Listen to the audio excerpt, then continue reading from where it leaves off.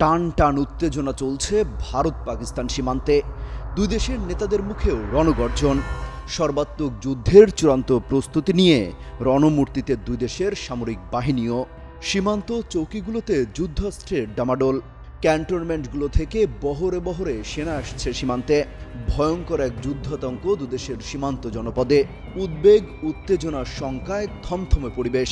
ওয়ালটন আবারও মিলিনিয়ার অফারে ওয়ালটন ফ্রিজ কিনে আপনিও হয়ে যেতে পারেন মিলিয়নিয়ার।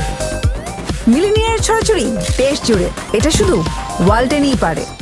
দিনে সেনা টহল, রাতে হামলার ভয়। পরমাণু শক্তিধর দুই প্রতিবেশীর এই যুদ্ধ দামামা ছড়িয়ে পড়েছে দক্ষিণ এশিয়া সহ পশ্চিমা বিশ্বেও।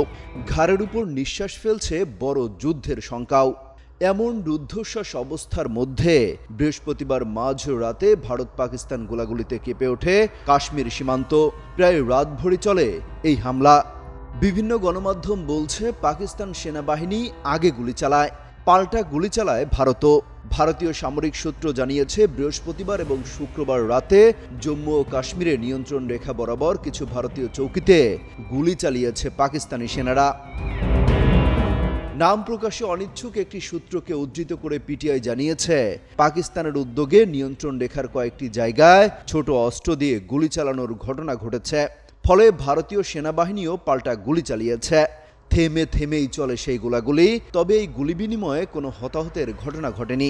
উত্তেজনার রেশ বাড়তে থাকায় পাকিস্তানে যে কোনো সময় হামলা করতে পারে ভারত। সেই কারণে হুমকি মোকাবেলায় প্রস্তুতি নিচ্ছে পাকিস্তানের সশস্ত্র বাহিনীও।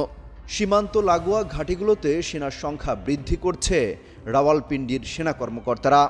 পাকিস্তানের এক নিরাপত্তা কর্মকর্তা আল জাজিরাকে বলেছেন, আমরা উচ্চতরের সতর্কতা বজায় রাখছি, কিন্তু ভারতের মতো আমরা আমাদের প্রস্তুতি নিয়ে কথা বলে কোনো অপ্রয়োজনীয় হাইপ তৈরি করতে চাই না।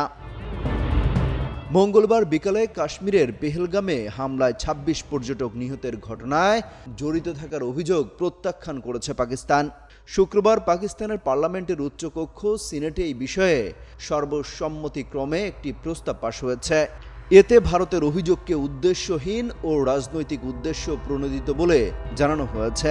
এছাড়া এই ঘটনাকে কেন্দ্র করে ভারতের যে কোনো পদক্ষেপের চূড়ান্ত জবাব দেওয়ার হুঁশিয়ারিও দেওয়া হয়েছে। অমিত হাসান রবিন, যুগান্তর নিউজ।